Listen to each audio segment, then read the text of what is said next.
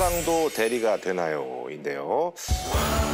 정말 상대가 여기 있다고 해서.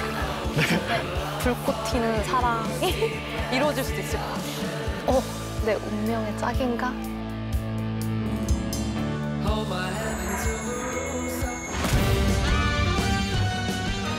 이번 피스에서 좀 눈여겨보는 점이 뭐가 있습니까? 일단 큰 주제가 있어. 말을 함부로 하지 말자. 경쟁이 시작되면 심리적으로 가장 큰 타격을 받는 게 영숙 씨 같은 스타일이죠.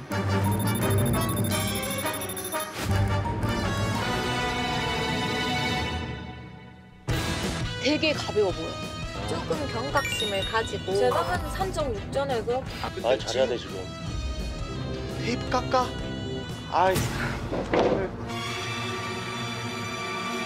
자, 오늘 말이죠. 이 주제를 위해서 저희가 이제 전문가분을 모셨는데요. 이분이 세종대학교에서 이제 강의를 하시는데 3초 만에 수강 신청이 매진된다고 합니다. 성과 문화라는 교양 과목을 가르치시나 봐요. 배종훈 교수님 모셨습니다. 예, 감사합니다. 안녕하세요. 반갑습니다. 네.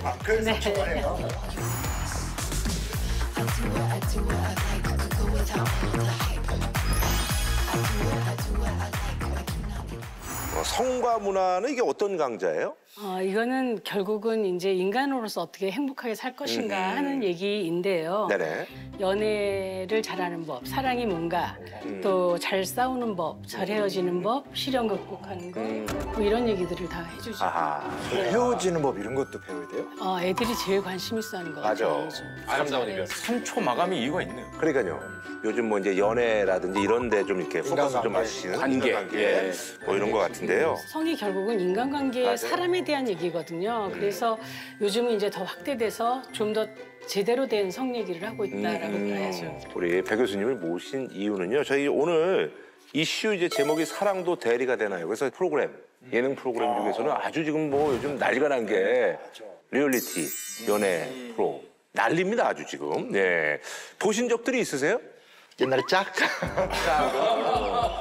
근데 그잖아 그 짝을 만들었던 PD가 만든 거예요. 아, 그래요? 남규홍 PD가 같은 사람이에요? 내가 말이죠 여기 SBS 이제 그 교양 PD인데 맞아요. 나오셔가지고 저 중국 가서 고생하시다가 어쨌든 간에 이제 사실 그 옛날 그 짝도 굉장히 혁신적이었는데 이번에 어쨌든 간에 다시 그 디테일을 아주 요즘 세대에 맞게 선풍적인 그런 인기를 끌고 있고 그래서 유사 예능도 많이 나오고 있고 짝대가 좀 좋았던 게 짝에 나가면 딱 좋은 그런 필자 스타일이야. 짝은 일단은 그 남자 1호, 2호, 3호 이렇게 나누잖아요. 그렇지. 근데 지금 막 이 뭐 영수, 뭐 영철 이렇게 하다 보니까 전 숫자 쪽이 좋다 보니까 헷갈려요. 근데 막 이름으로 하니까 헷갈리기도 하고. 그때 그 1, 2, 3은 그냥 그 어떤 구별하는 의미였다면 이번에 영식 뭐 이런 거는 좀 이미지의 그 내용, 성격이 있는 것 같아요. 맞아, 비주얼 담당이 있고 뭐가 있고.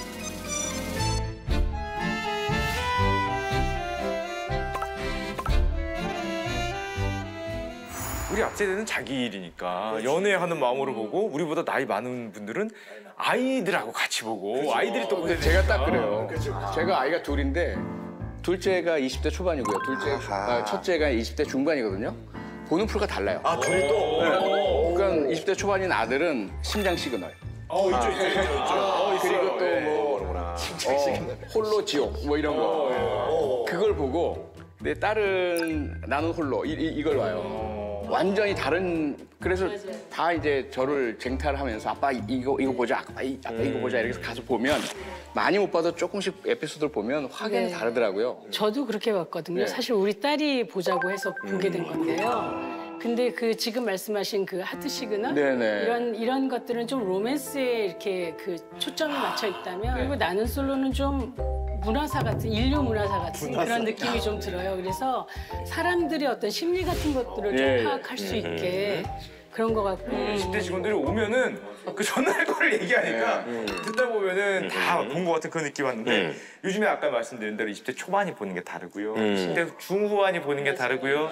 심지어 30대 초중반이 또 보는 게 다릅니다. 아, 또 나뉘어져요? 또 달라요. 아까 말씀하셨듯이 뭐 환승하는 프로그램 같은 거. 이별을 했는데 다시 와서 만나는 프로그램. 아니면 이미 갔다 오신 분들이 또 만나는 프로그램. 그러니까 자기 나이대에 따라서 감정이입하는 게 다르기 때문에 연애 프로그램이 뭐 우후죽순이죠. 30개가 넘는다고 하더라고요. 그래요. 하여튼 뭐 이제 사실 이제 많은 프로그램들이 이제 잘 되고 있는데 어떤 프로그램을 제일 재밌게 보시고 또 어떤 프로그램마다 이런 특장점이 있다 좀 말씀해 주신다면 보신 것 중에서. 그 솔로 지옥하고 그리고 나는 솔로 요번에 봤거든요. 근데 솔로 지옥은 뭐 너무 재미있었던 게 로맨스 우리나라 연애 리얼리티에는 로맨스가 없다는 생각이 좀 들었었어요. 내용 내내 스킨십이 없어요. 아 솔로 지옥을 보셨는데 거기서. 근데 그 솔로 지옥이 보면 굉장히 왜 자기 그래 거기 육체적인 저기 매력을 뭐 막 거기 덱스가 나와서 스타가 되는데 아니에요? 네, 그렇게 드러내잖아요. 그래서 뭐 아침마다 막 운동하고 굉장히 이 육체적으로 괜찮은 매력 있는 사람들이 나오는데 손 한 번을 안 잡아요. 손가락 한번 살짝 걸치는 거가 네. 명장면 아닙니까? 네. 다 걸쳐서 이렇게 딱 수영장. 네.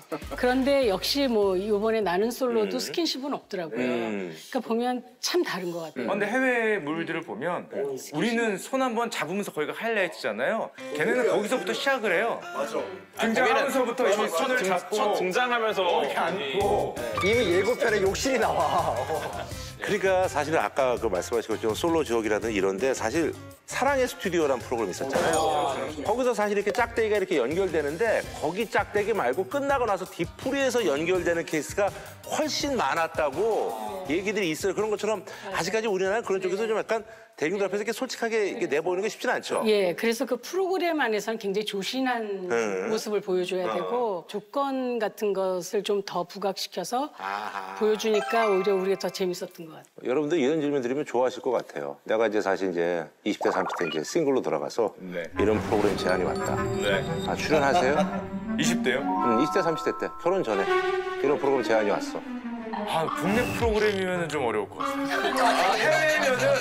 해외면은 바로 이렇게 빠져나가네. 바로 수작부작하니까. 근데 국내는 이게 정도가 다르지. 무슨 심리 게임 하는 것 같고. 아, 너무 이제 머릿속에 많다는 얘기지? 이게 나를 막 브랜드화해서 이게 자연스러운 만남이 아니라 선자리에 온 것 같은. 아하, 그런 느낌에서 이제 난 안 할 것이다. 아, 우리 저 궤도 씨는. 무조건 나가야죠. 아, 그래요? 네, 무조건 나가서 20, 30대 분들한테 과학 알려야 되니까. 20, 30대 분들한테 과학 알려야 되니까.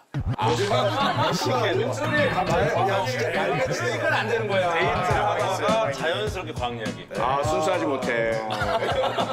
그때부터 인플루언서를 꿈꾸고 막. 용환 씨는 어때요, 용환 씨? 아, 저 옛날에 그 MC님 처음 만났을 때 그 마리텔 할 때 있죠. 네네네. 그때 그 작가님한테 실제로 섭외가 와서 연애 프로그램 제안이 왔었어요. 그때 결혼했을 때. 결혼해서 제가 사양을 결혼하지 모르고 그래서 한번 했었는데 약간 유혹이 되긴 했었어요. 우리 어떠세요? 저는 절대로 안 나갑니다. 아, 그래요? 예. 부끄러워요. 부끄럽고 자신 없고. 약간 소양. 취조하고 막. 그런 뭐 범죄자 수사 이런 건 얼마든지 하겠는데 어떻게 공개되는 장소에서 이성을 만나서 이성을 프로파일링하면 정말 재밌을 것 같아요. 안 되죠. 멍해지죠 완전히. 그런데 요즘 또 우리가 봤을 때 진짜 평범하고 이런 분들이 하는 거에 엄청 열광을 하고 있어요. 그 이유는 뭐라고 생각하세요? 제가 봤을 땐 조금의 관음증적 요소가 있는 것 같아요. 관음증. 예, 직접 내가 연애를 하고 싶어서 참고 삼아서 보겠다는 게 아니라 아예 남들이 하고 있는 그 어떤 은밀한 사적인 관계 어떻게 형성되는 걸 훔쳐보고 지켜보는 재미? 그 말씀에 굉장히 공감 가거든요. 우리 왜 첫날 밤에 이렇게 옛날이죠. 구멍 뚫어서 보던 그런 풍습이 있었잖아요. 요즘 진짜 드라마에서도 그런 장면 안 나오더라고. 옛날에는 무지하게 나왔거든. 드릴로 뚫어. 요즘은 드라마에조차도 안 나와. 연식연지가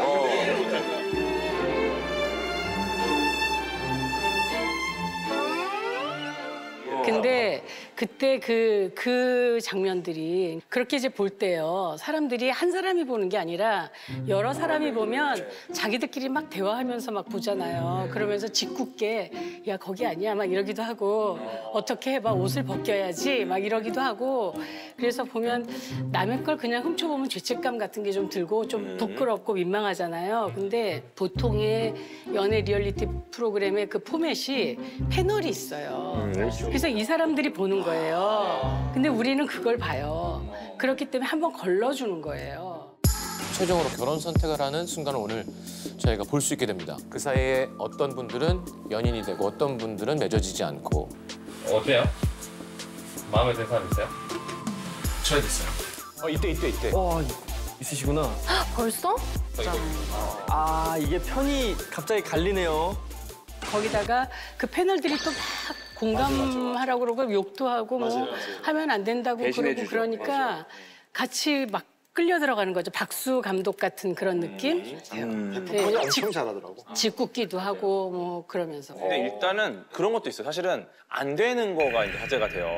서로 이제 문제가 터지고 갈라지고, 예, 이제 이게 뭐 길티 프레저라는 말도 하는데 그 죄책감이 든다. 길티라는 것과 이제 어떤 그 즐거움, 프레저 이게 합성이 된 건데 약간 죄책감이 느껴지면서도 즐거운 거죠.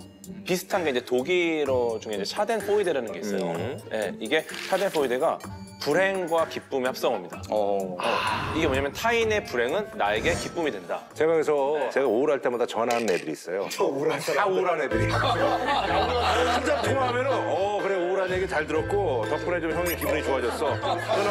몇 년 전부터 저 얘기를 하시더라고요. 제가 항상 주변에 있잖아요. 방송에 이제 통화하는 애들 보면은 다 비관주의자들이 많아요. PD들한테 이런 친구들한테 하면 요즘 상황이 안 좋아요. 뭐 어쩌고저쩌고 그래 이러면 그래 우울한 얘기 잘 들었어. 근데 사실 그게 인간의 어떤 기본 심리 중에 하나인데 사실 저도 이제 예전에 그 갱년기 그런 거 비슷하게 올 때도 항상 전화해서 물어봤어요. 너도 힘들었니? 했더니 자기도 힘들다는 거야. 그러면서 이제 약간 위안을 받는 게 있는데 이제 그런 어떤 심리가 있다는 거죠. 그렇죠. 재밌는 게 실제로 실험을 했었습니다. 실험을 했는데 어떤 상황극을 만들고 그거에 대해서 어떤 일이 벌어지는 걸 갖고 이제 감정을 이입해서 캐릭터를 주고 이제 읽어보는 거예요, 장면을. 근데 이 장면을 읽을 때 재밌는 거는 이 극 중에서 설정된 나랑 비슷한 상황에 있는 사람이 불행해져야 돼요. 나랑 비슷한 직종의 누군가가 굉장히 성공하면 혹은 굉장히 실패하면 그때 이제 내가 느끼는 거죠. 그래서 이게 나랑 무관한 사람의 어떤 불행은 나의 기쁨이 되진 않고 나랑 관계가 좀 있어야 돼요. 근데 지금 보면은 연애 프로그램 자체가 우리가 다 연애라는 상황에 놓여 있잖아요.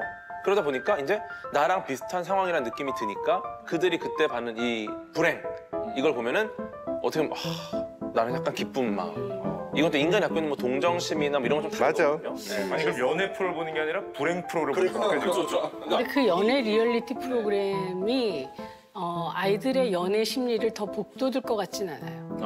예, 그냥 보는 것 같아요. 그냥 재미로 보는 거지 나도 연애를 하고 싶어 이래서 보는 것 같진 않아요. 그 인기를 끄는 프로그램들을 보면 연애가 기본적으로 즐겁고 행복하고 너무 아름답고 그게 아니라 뭔가 갈등이, 뭔가 헤어지고 조건으로 막 따지고 뭔가 트러블이 생기고 이런 모습이 오히려 많기 때문에 그걸 보면서 와, 나 연애하고 싶다고 너무 아름답다 이건 잘 안 느끼는 것 같아요.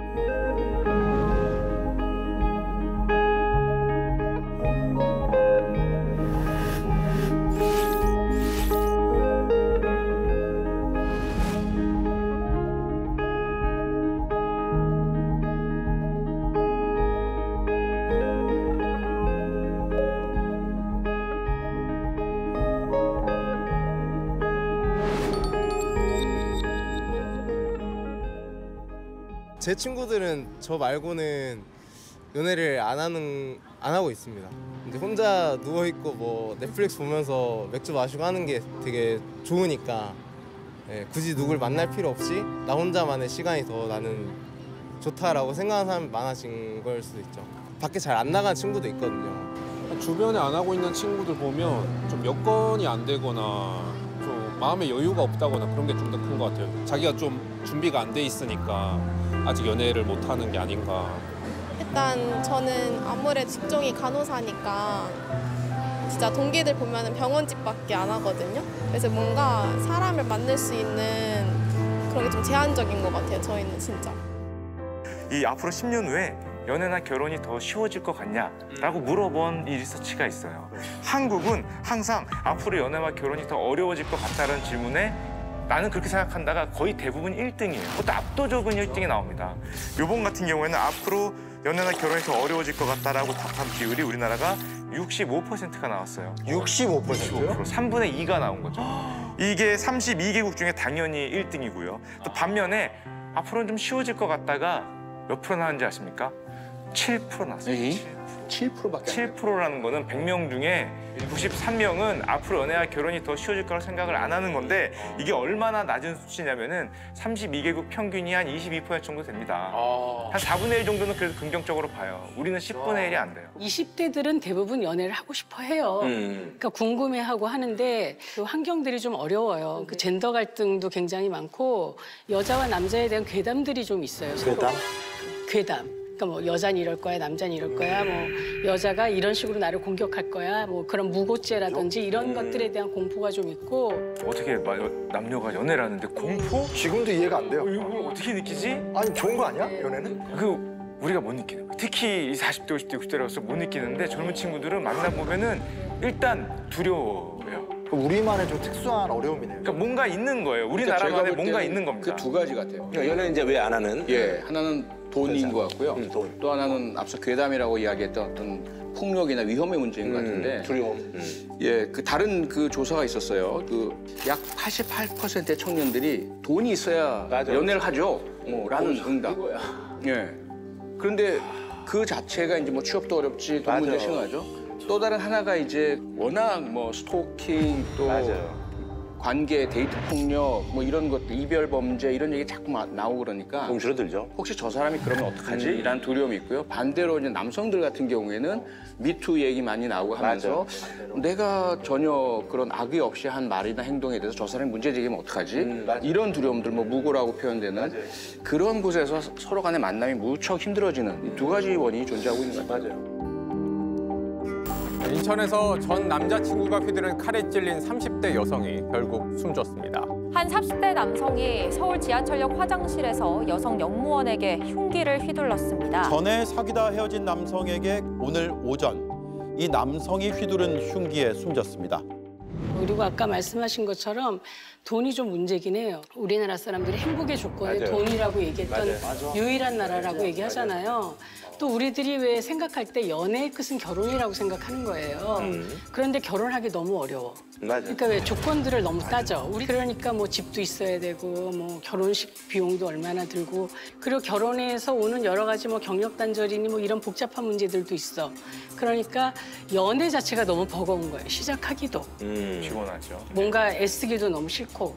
연애를 안 하는 게 가장 쉬운 선택일 수 있겠죠. 근데 사실 내가 야구 모르면 야구 안 보잖아요. 그리고 좀 내가 이제 연애 사실 안 하면 연애 프로를 안 보는데 요즘 친구들은 어쨌든 간에 요즘 세태가 연애 안 하는데 또 이렇게 이제 열광을 한단 말이죠. 이제 그런 것들이 이제 또 그리고 어떤 게 있는 것 같아요, 기저에? 연애를 안 하는 거지 하기 싫은 건 아닙니다.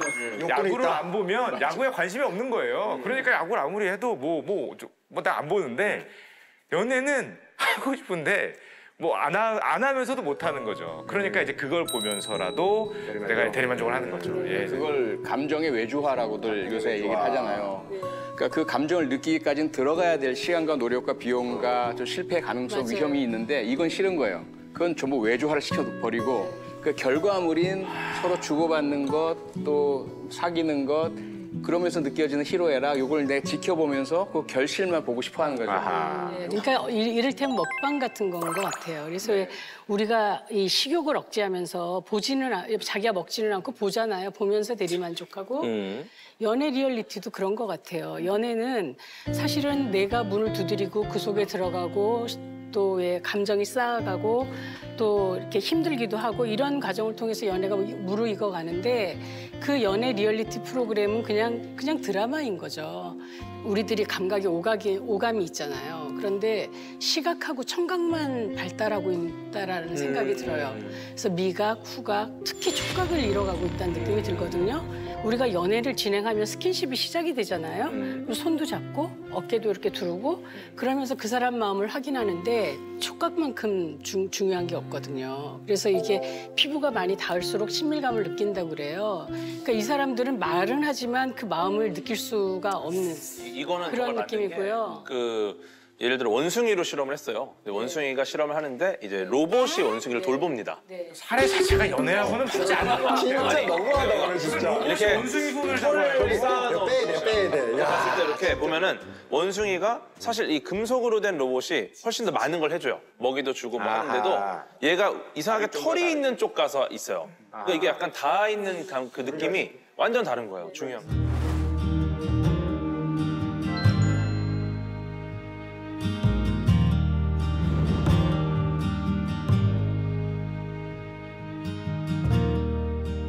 시대적으로 그 코로나 팬데믹이 있었잖아요. 그게 3년이 굉장히 컸던 거예요.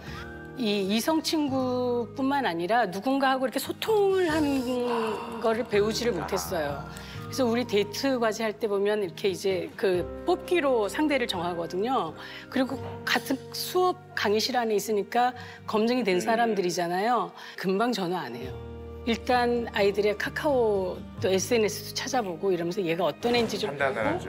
그리고 네, 상대가 나를 어떻게 볼지 이걸 이런 식으로 했을 때 나를 어떻게 판단할지에 대한 공포나 두려움이 있어요. 심지어 대학생이 돼서도 코로나가 가장 크게 우리에게 갖고 온 게 비대면 문해잖아요. 말 그대로 언택트예요. 언택트. 접점이 점점 줄어들고 사이버상에서만 접점을 하니까 사이버상에서는 내가 대화를 나누지 않고 촉각이 없기 때문에 저 사람을 판단하는 게 아까 말한 그런 수많은 정보와 자료들일 뿐이 없어요. 그럼 우리는 그걸 계속 채워나가는 거예요. 이게 얼마나 피곤하고 만난 자체가 정말 우연성이 없어진 사회가 된 것 같아요. 맞아요. 자만추가 있고 입만추가 있잖아요.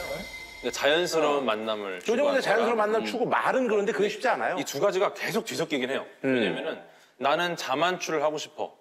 근데 이제 자연스러운 만남을 추구하지만 실제로 이제 진짜 아무도 모르는 사람을 만날 수는 없는 거예요. 그러니까 자연스러운 만남 같은 인위적인 만남을 또 좋아하는 게 있죠. 왜냐면 검증된 사람을 원하니까. 그러니까 궤도 씨 말씀하신 게 이런 그 연애 리얼리티 프로그램에 그대로 적용되는 것 같아요. 그러니까 왜냐하면 그 인만추, 검증된 사람을 만나게끔 방송국에서 다 그 스크리닝을 해주니까 네, 그렇게 해서 다 문제 없는지 혹은 어떤 사람인지 어디에서 일하고 있는지 이런 것들을 다 검증한 이후에 나오니까 이 프로그램에 나올 수 있는 건데 이런 좀 인위적인 만남이나 이제 카메라가 도는 상황을 피하고 싶으니까 요즘 이제 이런 연애 프로그램을 모방한 그런 이 매칭 프로그램이 있대요.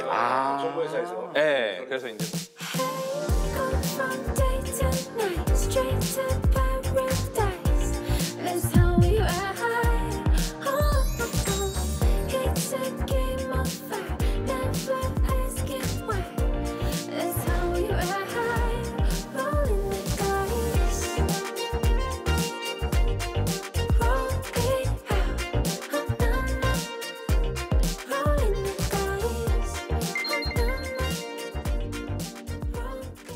대 중반이 되면서 이제 소개받기도 좀 부담스럽고 그러다 보니까 이런 좋은 프로그램이 있어서 참가를 하게 되었습니다. 검증됐다는 그런 믿음감, 신뢰감이 있는 것 같아요. 대화를 통해서 이 사람이 거짓말을 하는지 아닌지 제가 잘 파악을 못할 수도 있으니까 검증을 받고 나면은 저도 한결 좀 가볍게 편안하게 대화를 할 수 있었던 것 같습니다. 저도 실제로 이 프로그램을 제가 시작하기 전에는 프로그램에 참가해서 모르는 사람들 만나냐라고 저도 생각을 했었거든요. 근데 실제로 오히려 이 프로그램에 오시는 분이 연애에 더 적극적이고 자기를 가꿀 줄 아는 분들이 저로 온다고 생각을 해요. 바쁜 직장인들한테 사실 일반 지인을 소개를 받고 일반인들과 만남을 가졌을 때 만약에 원하지 않는 상대방을 소개받는 경우들도 있거든요. 그런 경우에 사실 거절이라든지 안 좋은 관계가 오히려 생기는 경우들도 있더라고요. 그런 경우들보다는 오히려 저희는 깔끔하게 최대한 준비된 사람들끼리 모이자는 게 저희들의 이 프로그램을 준비하는 이유인 것 같습니다.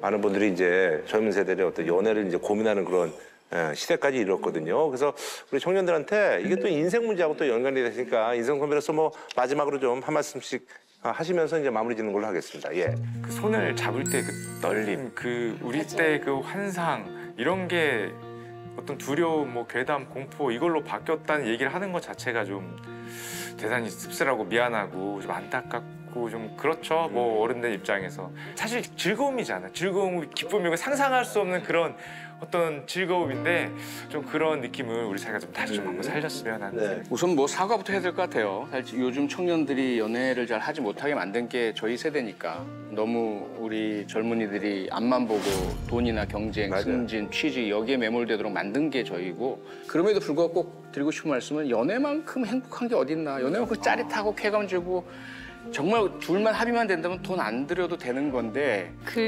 그렇게 우리 얘기했었어요. 사랑할 때 그 사랑하는 사람이 손을 처음 잡는 순간 다 했다라는 얘기. 가슴이 짜릿짜릿하고 막 그렇게 행복했던 그런 기억들을 우리 젊은 친구들이 좀 했으면 좋겠어요. 그래서 직접 두드리고 직접 손도 잡고 이렇게 접촉하고 이러면서 두려워하지 않았으면 좋겠어요. 저는 무조건 만나라고 얘기하거든요. 많이 만나라고. 사랑해요. 사랑해.